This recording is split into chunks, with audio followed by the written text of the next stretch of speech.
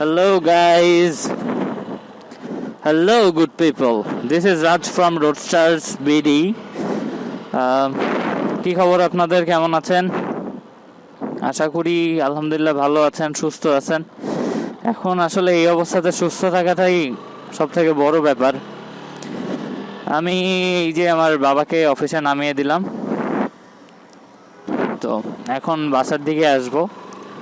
তো আজকে আমি একটা বিষয় নিয়ে আপনাদের সাথে কথা বলতে চাই। সেটা হচ্ছে যে ইয়ামাহার দাম হঠাৎ করে ফল করেছে, তাও অনেকগুলো টাকা ফল করছে। সেই আমার এই বাইকটি 2017 সালে 2,55,000 দিয়ে কেনা, এটা single disc.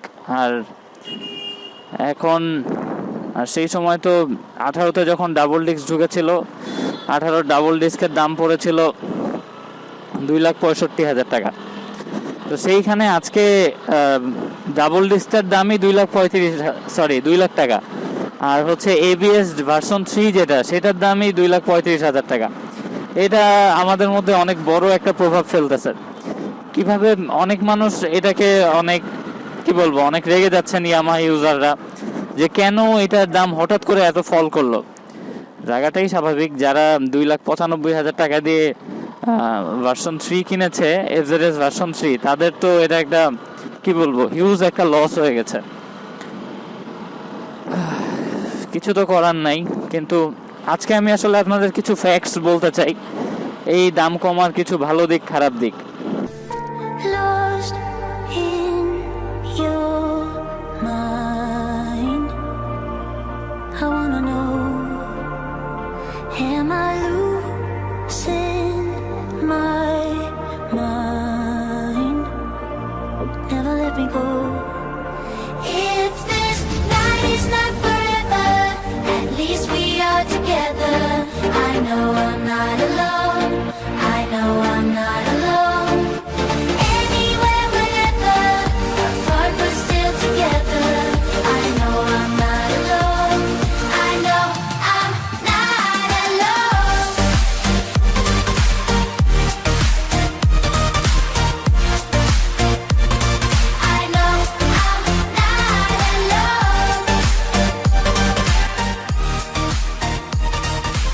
So let's start.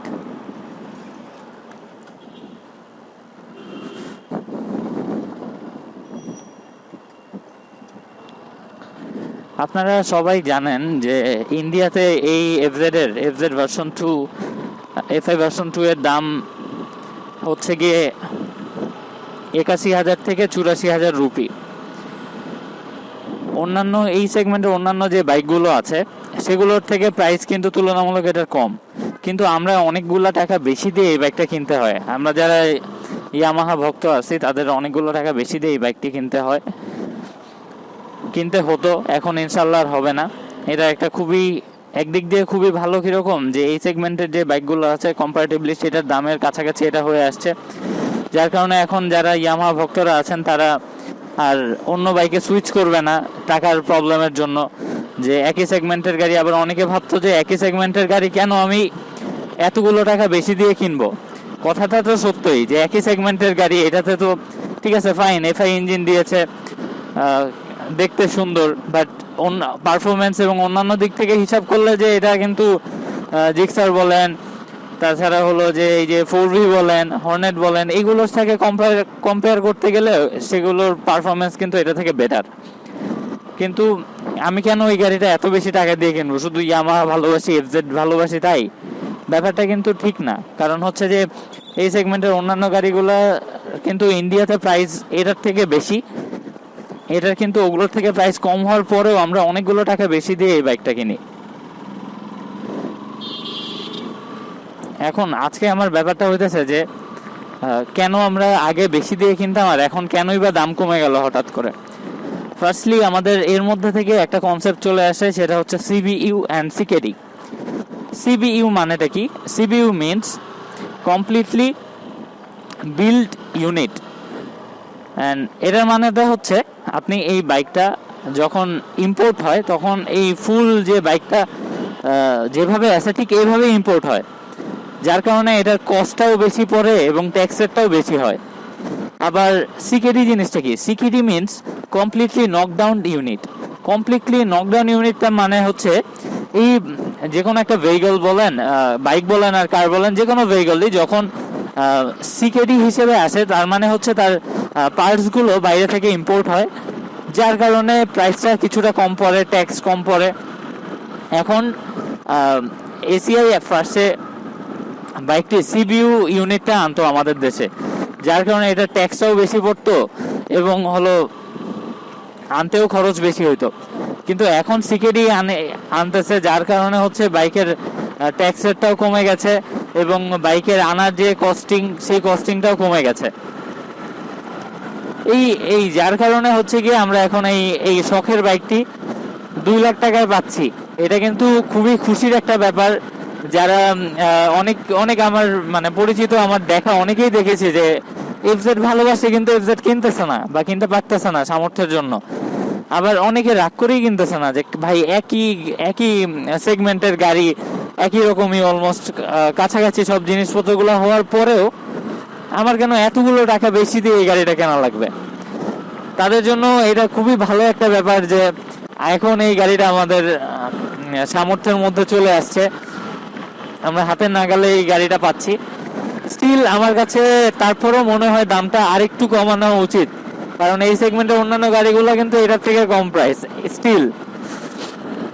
আর দুঃখের ব্যাপারটা কি জানেন? দুঃখের ব্যাপারটা হচ্ছে যে এই যারা অনেকগুলো টাকা বেশি দিয়ে কিনেছিলাম, যেমন এই যে সিঙ্গেল ডিস্ক 2,55,000 দিয়ে কিনেছি, ডাবল ডিস্ক 2,65,000 দিয়ে কিনেছি, এবং রিসেন্ট কিছুদিন আগে এই যে ভার্সন 3 আসার পরে যখন হচ্ছে যে ভার্সন 3টা অনেকে 3 লাখ টাকা, অলমোস্ট 3 লাখ টাকা দিয়ে কিনেছে, 2,90,000, দেন দাম কমে 2,65,000, কিছু কয়েক মাস আগেই তো এটা 2,65,000 ছিল, সেই 2,65,000 দিয়েও কিনেছে অনেকে। এখন তাদের জন্য এটা খুবই একটা মানে ডিজাস্টার টাইপ। কিরকম? কারণ তারা তো এই বাইকটা এত টাকা দিয়ে কিনলো, কিন্তু তারা এই বাইকটা যখন সেল করবে তখন কিন্তু সেই দামের প্রাইসে সেল করতে পারবে না। এখন তো এটা একটা খুবই মানে ফ্রাস্ট্রেটিং একটা বিষয়। এখন রিসেল ভ্যালু কমে গেছে এই বাইকটার, অন্যান্য বাইকের সমানই হয়ে গেছে। আগে একটা যেহেতু প্রাইস বেশি ছিল, এটা রিসেল ভ্যালু ছিল ভালো, এখন কিন্তু রিসেল ভ্যালুটা পাবো না আমরা আগের মতো। তো এটা একটা বড় খারাপ দিক, খুবই ফ্রাস্ট্রেটিং একটা ব্যাপার যারা অনেকগুলো টাকা দিয়ে বাইকটা কিনছেন।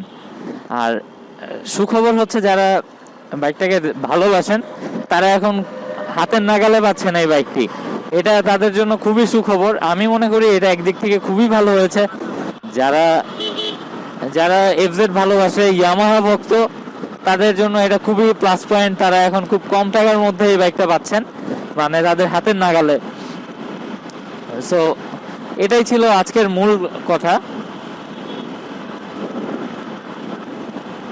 সো গাইজ, আমার ভিডিওটি যদি ভালো লেগে থাকে এবং যদি আপনারা কোনো ইনফরমেশন পেয়ে থাকেন, গুরুত্বপূর্ণ ইনফরমেশন পেয়ে থাকেন, তাহলে প্লিজ সাবস্ক্রাইব করবেন, পাশে থাকবেন। And today I am signing out. Good bye.